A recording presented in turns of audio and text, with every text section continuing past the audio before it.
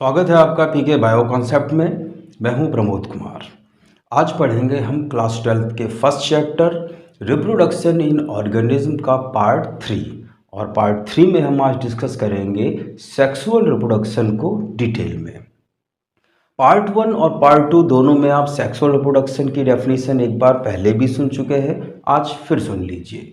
Sexual reproduction का वह method होता है जिसमें गैमेटिक फॉर्मेशन और गैमेटिक फ्यूज़न होता है। यानी सेक्सुअल रिप्रोडक्शन में जो गैमेट्स होते हैं, युग्मक, उनका निर्माण होता है और उनके बीच में फ्यूज़न होता है। एसेक्सुअल रिप्रोडक्शन की तरह सेक्सुअल रिप्रोडक्शन की भी कुछ कैरेक्टरिस्टिक्स हैं, जान लेते हैं इनकी कैरेक्टरिस्टिक्स में। पहला पॉइंट है यहाँ पर कि जो सेक्सुअल रिप्रोडक्शन होता है ये बाई पेरेंटल होता है। यानी यहाँ पर रिप्रोडक्शन में दो अलग अलग पेरेंट्स पार्टिसिपेट करते हैं, जो एक होगा मेल पेरेंट और एक होगा फीमेल पेरेंट। मेल पेरेंट में मेल गैमीट यानी स्पर्म्स का फॉर्मेशन होगा और फीमेल पेरेंट में फीमेल गैमीट यानी ओवा का फॉर्मेशन होगा। लेकिन ध्यान रखना है, टीनिया और फैसियोला में ये दोनों बाइसेक्सुअल एनिमल हैं, लेकिन दोनों मोनोपेरेंटल या यूनिपेरेंटल सेक्सुअल रिप्रोडक्शन को भी प्रदर्शित करते हैं। ध्यान रखना, को भी प्रदर्शित करते हैं, यानी ये बाई पेरेंटल सेक्सुअल रिप्रोडक्शन भी करते हैं। दो फैसियोला होंगे, एक फैसियोला स्पर्म ट्रांसफर कर देगा दूसरे फैसियोला में, और ये भी पॉसिबल है कि एक ही फैसियोला के स्पर्म उसी फैसियोला में बने हुए ओवा को फर्टिलाइज करें। तो ये मोनोपेरेंटल और बाई पेरेंटल दोनों तरह का सेक्सुअल रिप्रोडक्शन शो करते हैं। नेक्स्ट है कि सेक्सुअल रिप्रोडक्शन में मियोसिस होता है जब गैमीट्स बनते हैं। तो मियोसिस होगा तो निश्चित रूप से कुछ ना कुछ वेरिएशंस उत्पन्न होंगे, क्योंकि क्रॉसिंग ओवर होगा। तो नेक्स्ट पॉइंट यही बन जाएगा कि सेक्सुअल रिप्रोडक्शन में जो ऑफ स्प्रिंग उत्पन्न होती हैं, यानी जो संतानें उत्पन्न होती हैं, ये अपने पेरेंट्स से जेनेटिकली भिन्न होती हैं, कुछ इनमें अंतर पाया जाता है, तो वेरिएशंस प्रोड्यूस होंगे। तो नेक्स्ट पॉइंट आ जाएगा अपना कि जो सेक्सुअल रिप्रोडक्शन होता है ये ऑर्गेनिक इवोल्यूशन में हेल्प करता है, क्योंकि ऑर्गेनिक इवोल्यूशन का आधार ही होता है वेरिएशंस। सेक्सुअल रिप्रोडक्शन को जर्मिनल रिप्रोडक्शन भी कहते हैं, क्योंकि सेक्सुअल रिप्रोडक्शन में जर्मिनल सेल्स यानी गैमेट्स भाग लेते हैं। नेक्स्ट है सेक्सुअल रिप्रोडक्शन में जो ऑफ स्प्रिंग का प्रोडक्शन रेट होता है, संतानोत्पत्ति की जो दर होती है, ये एसेक्सुअल रिप्रोडक्शन की अपेक्षा धीमी होती है, कम होती है। सेक्सुअल रिप्रोडक्शन में जो रिप्रोडक्टिव यूनिट होती है वो गैमीट्स होती है, और सेक्सुअल रिप्रोडक्शन हायर प्लांट्स और हायर एनिमल्स में पाया जाता है, परंतु जो प्लाज्मोडियम, पैरामीशियम और जो मोनोसिस्टिस हैं, जो कि प्रोटोजोअन्स हैं, यूनिसेलुलर हैं, ये भी सेक्सुअल रिप्रोडक्शन को प्रदर्शित करते हैं। मोनोसिस्टिस के बारे में थोड़ा इतना ध्यान रखना कि मोनोसिस्टिस जो होता है ये अर्थवॉर्म की सेमिनल वेसिकल का पैरासाइट होता है। ये तो हो गए सेक्सुअल रिप्रोडक्शन की कैरेक्टरिस्टिक्स। अब जरा कुछ फैक्ट्स दिए गए हैं एनसीईआरटी में सेक्सुअल रिप्रोडक्शन से संबंधित, उनके बारे में जान लेते हैं। देखिए, जो लाइफ स्पॉन आपने पढ़ा था उसमें आपने देखा था लाइफ स्पॉन में 4 स्टेज होती हैं। पहला था जुवेनालिटी, फिर था मैच्योरिटी, फिर सेनेसेंस एंड एजिंग, और चौथा स्टेज था डेथ। प्लांट्स के केस में जो एनुअल और बाइनियल प्लांट्स होते हैं, इनमें ये फेजेस डिस्टिंक्ट होती हैं, बहुत स्पष्ट होती हैं कि कब इसमें जुवेनाइल यानी वेजिटेटिव फेज आई, ये ग्रो किया, उसके बाद फ्लावरिंग हुई, फ्रूट्स बने, और उसके बाद धीरे धीरे सेनेसेंस होने लगा, यानी पौधा जो है वो जीर्ण होने लगा, फाइनली उसकी डेथ हो गई। लेकिन जो पेरिनियल प्लांट्स होते हैं, बहुवर्षीय, मैंगो ट्री है, लंबे समय तक बार बार फ्लावरिंग होती रहती है, तो इनमें जो लाइफ स्पॉन की स्टेज होती हैं ये अस्पष्ट होती हैं। लेकिन ध्यान ये रखना है आपको कि यहाँ पर हर बार फ्लावरिंग से पहले की जो स्टेज होती है उसको वेजिटेटिव या जुवेनाइल फेज ही कहा जाएगा, और रिप्रोडक्शन वाली जो अवस्था होती है, रिप्रोडक्टिव फेज या जुवेनाइल फेज के बाद ही आती है। कुछ प्लांट्स में कुछ विशेष प्रकार की फ्लावरिंग होती है, जैसे बैम्बू प्लांट की बात करें, बांस की, 50 से 100 साल में एक बार फ्लावर देगा।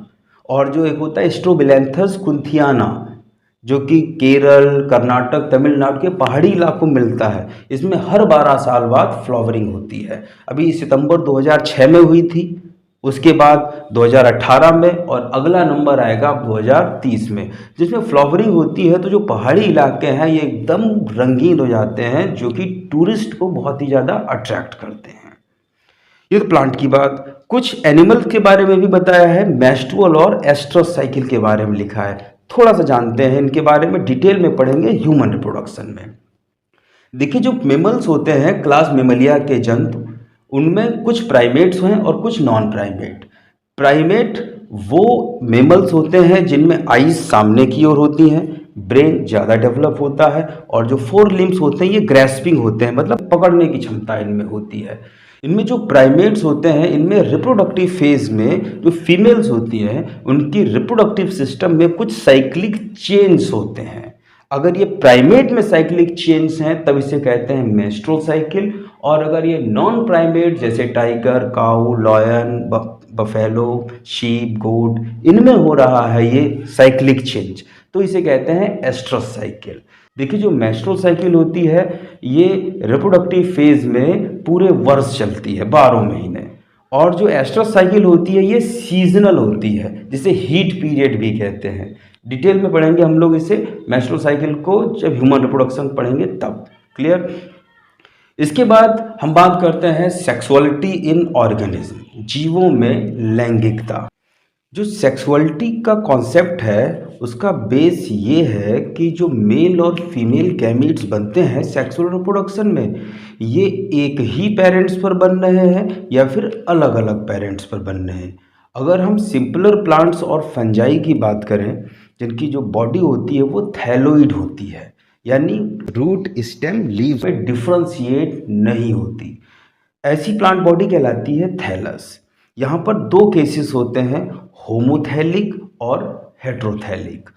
होमोथैलिक वे प्लांट बॉडीज होती हैं जिनमें एक ही प्लांट बॉडी पर मेल और फीमेल रिप्रोडक्टिव ऑर्गन्स डेवलप होते हैं, या मेल और फीमेल दोनों तरह के गैमेट्स एक ही प्लांट पर विकसित होते हैं। जैसे रिक्सिया की बात करते हैं, रिक्सिया में एक ही कॉमन थैलस पर मेल रिप्रोडक्टिव ऑर्गन एंथ्रीडिया और फीमेल रिप्रोडक्टिव ऑर्गन आर्कीगोनिया का डेवलपमेंट होता है। तो एक ही प्लांट बॉडी पर एक ही थैलस पर दोनों टाइप के गैमीट्स डेवलप हो रहे हैं, तो ये रिक्सिया का थैलस होगा होमोथैलिक।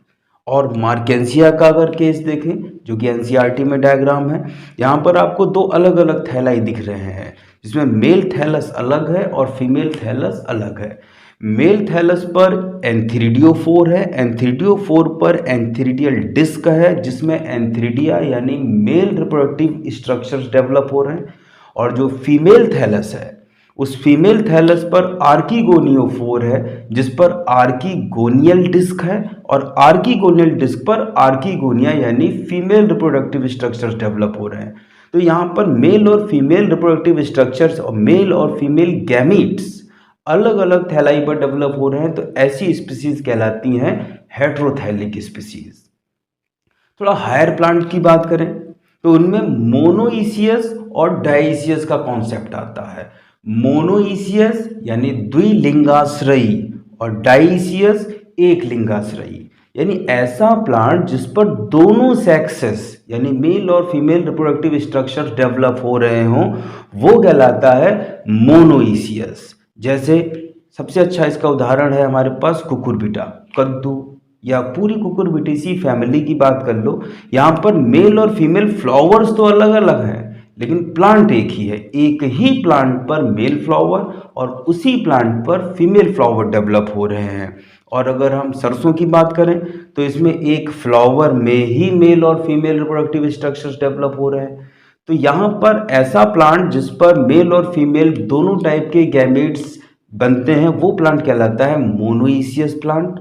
और अगर पपाया के प्लांट की बात करें जिस पर मेल फ्लावर अलग प्लांट पर डेवलप होते हैं और फीमेल फ्लावर अलग प्लांट पर डेवलप होते हैं, तो ये प्लांट कहलाते हैं डायोइसियस या एक लिंगाश्रय, किसी एक ही लिंग यानी एक ही सेक्स को आश्रय देने वाले। फ्लावर के टाइप की बात करें तो फ्लावर जो है वो यूनिसेक्सुअल और बाइसेक्सुअल दो टाइप के हो सकते हैं। अगर यूनिसेक्सुअल फ्लावर है तो वहाँ पर दो टाइप ये हो जाएंगे कि वो मेल फ्लावर है कि फीमेल फ्लावर है। यूनिसेक्सुअल मेल फ्लावर जो होते हैं उन्हें कहते हैं स्टेमिनेट फ्लावर, क्योंकि वहाँ केवल स्टेमेंस होते हैं यानी पुंकेसर होते हैं। और अगर फीमेल फ्लावर की बात करें वो कहलाता है पिस्टिलेट फ्लावर, क्योंकि वहाँ पर केवल पिस्टिल्स होती हैं जो कि फीमेल रिप्रोडक्टिव स्ट्रक्चर होते हैं। और अगर फ्लावर बाइसेक्सुअल हो यानी उसमें पिस्टिल और जो स्टेमेंस दोनों ही हो तो ऐसे फ्लावर कहलाते हैं हर्मेफ्रोडाइट।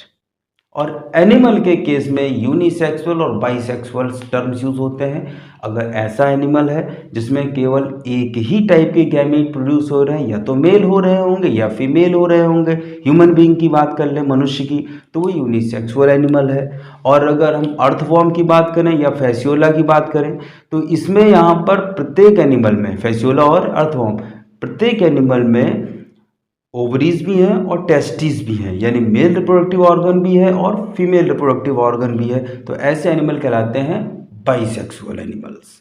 तो ये तो रहा सेक्सुअलिटी इन ऑर्गेनिज्म। अब हम देखते हैं types of sexual reproduction. Sexual reproduction में जो फ्यूज होने वाले स्ट्रक्चर्स हैं ये क्या हैं, तो टाइप ऑफ फ्यूजिंग स्ट्रक्चर, इस आधार पर जो सेक्सुअल रिप्रोडक्शन होता है वो दो प्रकार का होता है, सिनगैमी और कॉन्जुगेशन। सिनगैमी में गैमेटिक फ्यूजन होता है, जबकि कॉन्जुगेशन में जो पेरेंटल बॉडीज होती हैं उनके बीच टेम्परेरी पेयरिंग होती है, टेम्परेरी, अस्थायी रूप से, परमानेंट नहीं, जबकि गैमेट्स के बीच में परमानेंट फ्यूजन होता है। तो सबसे पहले हम देखते हैं यहाँ सिनगैमी। सिनगैमी को फर्टिलाइजेशन भी कहते हैं। फर्टिलाइजेशन में जो गैमीट्स होते हैं उसमें कंप्लीट और परमानेंट फ्यूजन होता है जिससे बनता है जाइगोट, और यह सबसे कॉमन टाइप का सेक्सुअल रिप्रोडक्शन है। और यहाँ पर जो गैमीट्स का सोर्स है, गैमीट एक ही सोर्स से मिल रहे हैं यानी एक ही पेरेंट से मिल रहे हैं या अलग अलग पेरेंट से मिल रहे हैं, इस बेस पर सिनगैमी दो टाइप की होती है। पहला केस है यहाँ पर एक्सोगैमी। एक्सोगैमी को क्रॉस फर्टिलाइजेशन भी कहते हैं, क्योंकि यहाँ पर मेल और फीमेल गैमीट्स अलग अलग पेरेंट से प्राप्त होते हैं और फिर उनके बीच में फ्यूजन होता है, यानी ये एक तरह का कह सकते हैं हम क्रॉस फर्टिलाइजेशन है। दूसरा होता है एंडोगैमी। एंडोगैमी को सेल्फ फर्टिलाइजेशन भी कह सकते हैं। इसमें एक ही पेरेंट से मेल और फीमेल दोनों टाइप के गैमीट्स प्राप्त होते हैं, जैसे कि टीनिया और फैसियोला में आपने देखा था ये यूनी पेरेंटल सेक्सुअल रिप्रोडक्शन भी शो करते हैं, क्योंकि इनमें एंडोगैमी होती है, या कह सकते हैं इनमें सेल्फ फर्टिलाइजेशन होता है। एक ही पेरेंट के मेल गैमीट उसी पेरेंट के फीमेल गैमीट के साथ फ्यूज होते हैं। ये तो हो गया सोर्स ऑफ गैमीट के आधार पर। अब हम करते हैं स्ट्रक्चर ऑफ गैमीट, कि जो फ्यूजिंग गैमीट्स हैं इनके स्ट्रक्चर के बेस पर जो सेक्सुअल रिप्रोडक्शन होता है वो 4 टाइप का होता है, आइसोगैमस, एनाइसोगैमस, ऊगैमस एंड होलोगैमस। पहले पढ़ते हैं हम लोग आइसोगैमस।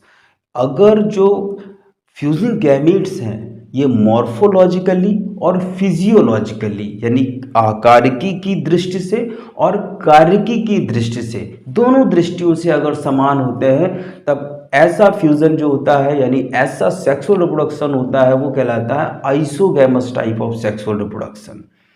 फिर है एनाइसोगैमस। इसमें जो मॉर्फोलॉजी होती है वो अलग होती है, मॉर्फोलॉजिकली तो डिफरेंट होते हैं लेकिन फिजियोलॉजिकली ये सिमिलर होते हैं। या तो दोनों गैमीट्स मोटाइल होंगे या फिर दोनों गैमीट्स नॉन मोटाइल होंगे, लेकिन फीमेल गैमीट लार्ज होगा और मेल गैमीट स्मॉल होगा। फीमेल गैमीट को मैक्रोगैमीट भी कहेंगे और जो मेल गैमीट होगा इसे माइक्रोगैमीट भी कहेंगे।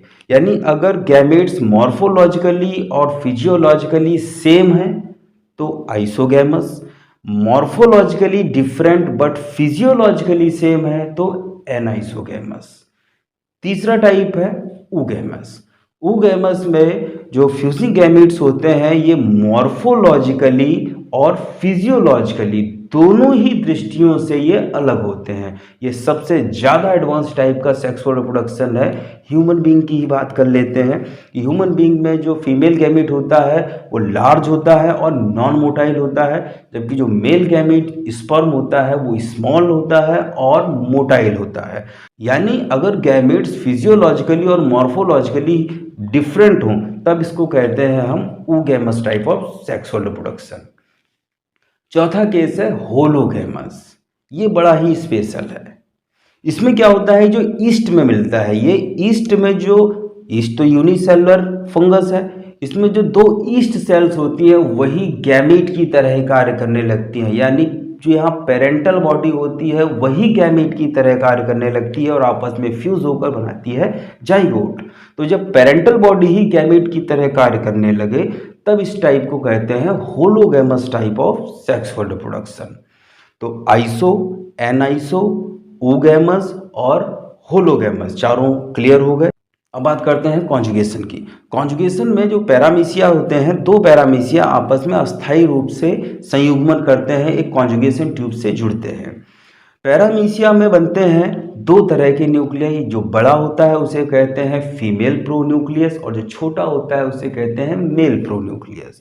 यहाँ पर मेल प्रोन्यूक्लियाई का एक्सचेंज होता है और मेल प्रोन्यूक्लियाई के एक्सचेंज के बाद दोनों पैरामीशिया अलग अलग हो जाते हैं और जो पैरामीशिया में एक्सचेंज मेल प्रोन्यूक्लियस आया है ये उसी सेल में, उसी पैरामीशिया में उपस्थित फीमेल प्रोन्यूक्लियस से मिक्स हो जाता है। तो यहाँ भी कुछ जेनेटिकल रिकॉम्बिनेशन जैसा हुआ। तो सेक्सुअल रिप्रोडक्शन में जेनेटिकल रिकॉम्बिनेशन होता है, तो ये भी जो कॉन्जुगेशन है एक कह सकते हैं कि सेक्सुअल रिप्रोडक्शन के डेवलपमेंट को ही ये शो कर रहा है। तो कॉन्जुगेशन क्लियर हो गया। अब हम पढ़ते हैं cell division during gamete formation. देखिए गैमीट फॉर्मेशन के समय आपको पहले ही बताया था मियोसिस होता है, लेकिन अब हम पढ़ेंगे कभी कभी माइटोसिस भी होता है। दरअसल अगर हम फंजाई, एल्गी या ब्रायोफाइट्स की बात करें जिनमें जो मेन प्लांट बॉडी होती है वो गैमेटोफाइटिक होती है। गैमेटोफाइट यानी हैप्लॉइड सेल से बनी हुई। अब यहाँ पर प्लांट बॉडी में सभी सेल्स हैप्लॉइड हैं, तो गैमीट फॉर्मिंग सेल जो होगी यानी गैमीट मदर सेल जो होगी वो भी तो होगी हैप्लॉइड, और गैमीट फॉर्मिंग सेल से हैप्लॉइड गैमीट ही बनना है। जब हैप्लॉइड सेल से हैप्लॉइड सेल ही बननी है तो माइटोसिस ही होगा, और माइटोसिस से बनेंगे हैप्लॉइड गैमीट्स और फिर हैप्लॉइड गैमीट्स फ्यूज़ होंगे और फ्यूज़ होकर बनाएंगे जाइगोट, और फिर ये जाइगोट जो कि होगा डिप्लॉइड, इस डिप्लॉइड जाइगोट से हैप्लॉइड गैमेटोफाइट बनना है। तब तो यहाँ मियोसिस करानी होगी, तो यहाँ जाइगोटिक मियोसिस होगी जिससे बनेंगे मियोस्पोर, और ये मियोस्पोर होंगे हैप्लॉइड, और ये हैप्लॉइड मियोस्पोर जर्मिनेट होकर फिर से बनाएंगे हैप्लॉइड गैमेटोफाइट। तो यदि पेरेंटल बॉडी गैमेटोफाइट है तब यहाँ गैमीट फॉर्मेशन के समय माइटोसिस होगा और जाइगोट में मियोसिस होगा, यानी यहाँ जाइगोटिक मियोसिस होती है। और अगर इस लाइफ साइकिल को आप ध्यान से देखें तो यहाँ पर केवल जाइगोट ही डिप्लॉइड है, बची हुई सारी स्टेज जो मेन स्टेज है वो सब हैप्लॉइड हैं। तो ऐसी लाइफ साइकिल जिसमें जाइगोटिक मियोसिस होती है वो कहलाती है हैप्लॉन्टिक या हैप्लोबायोन्टिक लाइफ साइकिल। अब हम टेरिडोफाइट, जिम्नोस्पर्म और एंजियोस्पर्म्स की बात करते हैं। इनका जो मेन प्लांट बॉडी होता है वो डिप्लॉइड होता है जिसे कहते हैं स्पोरोफाइट। अब स्पोरोफाइट की सभी सेल्स डिप्लॉइड हैं तो जो गैमीट मदर सेल होगी वो भी डिप्लॉइड होगी। अब डिप्लॉइड गैमीट मदर सेल से हैप्लॉइड गैमीट्स बनने हैं तब होगा यहाँ मियोसिस। अब मियोसिस से बनेंगे हैप्लॉइड गैमीट्स जो आपस में फ्यूज होकर बनाएंगे डिप्लॉइड जाइगोट। अब इस डिप्लॉइड जाइगोट से बनेगा डिप्लॉइड एम्ब्रियो और डिप्लॉइड एम्ब्रियो से बन जाएगा फिर से स्पोरोफाइट। इस लाइफ साइकिल में अगर आप देखें तो सब कुछ डिप्लॉइड है, केवल गैमीट्स हैप्लॉइड हैं, यानी डिप्लॉइड फेज डोमिनेंट है हैप्लॉइड फेज पर। तो ऐसी लाइफ साइकिल कहलाती है डिप्लोबायोन्टिक या डिप्लॉन्टिक लाइफ साइकिल। तो ये क्लियर हो गया आपको कि यदि पेरेंटल बॉडी गैमेटोफाइटिक है यानी हैप्लॉइड है तब गैमीट फॉर्मेशन के समय माइटोसिस होगा, और अगर पेरेंटल बॉडी स्पोरोफाइटिक यानी डिप्लॉइड है तब गैमेटिक फॉर्मेशन के समय मियोसिस होगा। और हैप्लॉन्टिक लाइफ साइकिल में जाइगोटिक मियोसिस होती है और डिप्लॉन्टिक लाइफ साइकिल में गैमेटिक मियोसिस होती है। अब हम पढ़ते हैं प्री फर्टिलाइजेशन इवेंट्स, फर्टिलाइजेशन और पोस्ट फर्टिलाइजेशन इवेंट्स के बारे में। पहले बात करते हैं प्री फर्टिलाइजेशन इवेंट। देखिए, प्री फर्टिलाइजेशन इवेंट में केवल 2 स्टेप्स हैं, गैमेटोजेनेसिस यानी गैमीट्स का फॉर्मेशन और दूसरा इवेंट है gamete transfer. Gametogenesis is the process of gamete formation. अगर स्पर्म बन रहे हैं तो इसे बोलेंगे स्पर्मेटोजेनेसिस, और ओवा बनना है तो बोलेंगे इसे oogenesis। तो गैमीट फॉर्मेशन का जो प्रोसेस होता है वो कहलाता है गैमेटोजेनेसिस, या हिंदी में इसे कहते हैं युग्मक जनन। अब गैमीट्स बन गए, अब मेल गैमीट मेल पेरेंट में बने हैं और फीमेल गैमीट फीमेल पेरेंट में बने हैं, तो अब गैमीट्स का ट्रांसफर होना है, मेल गैमीट को फीमेल गैमीट तक पहुंचना है, तभी तो फर्टिलाइजेशन हो पाएगा। तो इसके लिए जो एक्वेटिक ऑर्गेनिज्म है, एल्गी है, ब्रायोफाइट्स या जो टेरिडोफाइट्स हैं, इनमें जो गैमीट्स होते हैं वो वाटर में रिलीज हो जाते हैं, और वाटर में ये स्विमिंग करते हुए मेल गैमीट फीमेल गैमीट तक पहुंचता है। यहाँ पर जो फर्टिलाइजेशन है वो बॉडी के बाहर होता है, इसे कहते हैं एक्सटर्नल फर्टिलाइजेशन।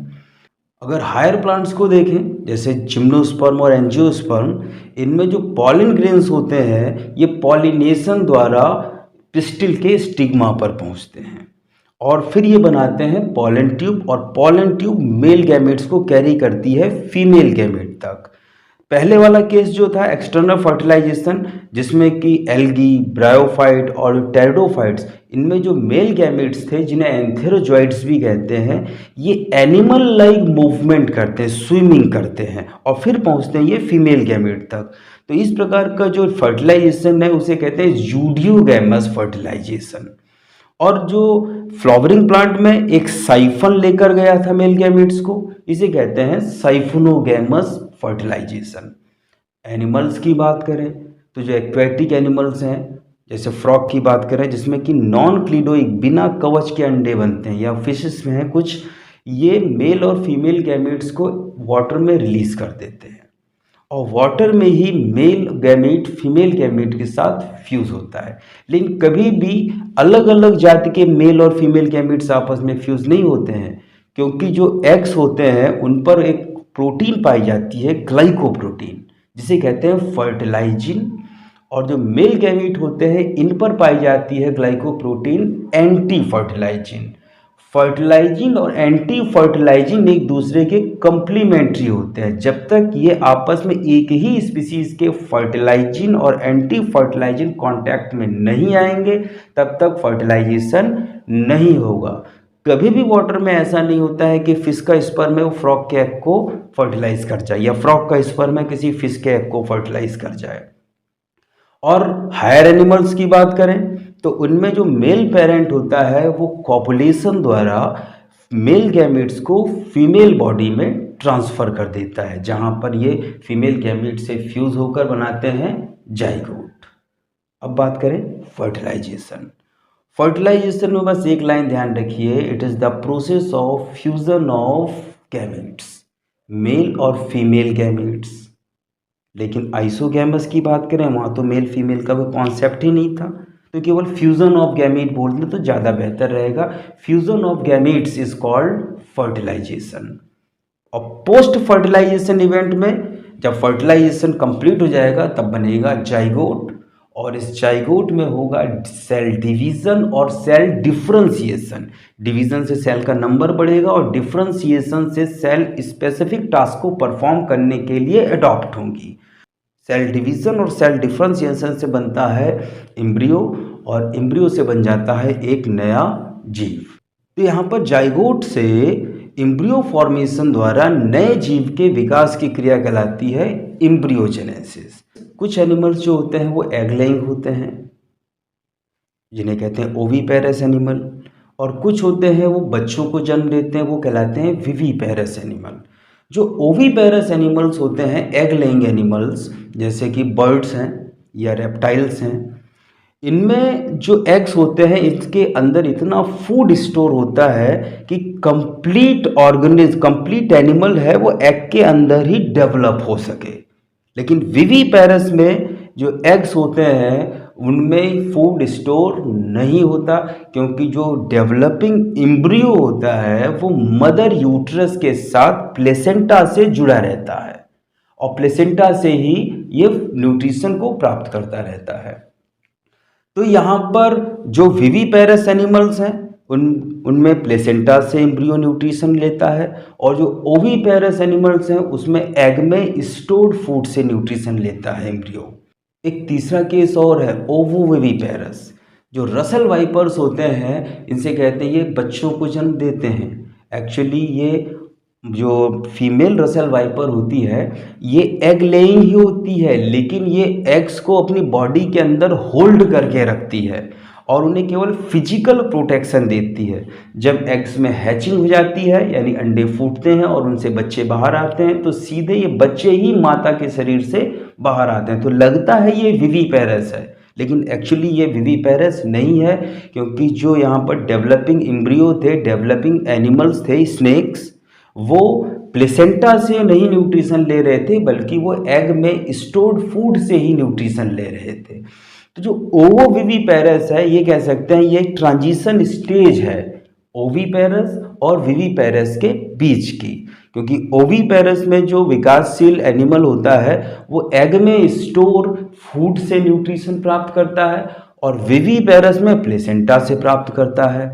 लेकिन ओवोविविपेरस में ये फूड तो प्राप्त करता है एग में स्टोर फूड से, लेकिन यह पूर्ण विकसित होने के बाद जब कंप्लीट डेवलप हो जाता है तभी मदर बॉडी से बाहर आता है, क्योंकि मदर जो होती है वो एग्स को केवल एक फिजिकल प्रोटेक्शन प्रोवाइड करती है। इस प्रकार यहाँ प्री फर्टिलाइजेशन, फर्टिलाइजेशन और पोस्ट फर्टिलाइजेशन इवेंट्स कंप्लीट होती हैं। अब इस चैप्टर में केवल एक छोटा सा टॉपिक बचा हुआ है, पार्थेनोजेनेसिस, जिसे हम पढ़ेंगे नेक्स्ट वीडियो में।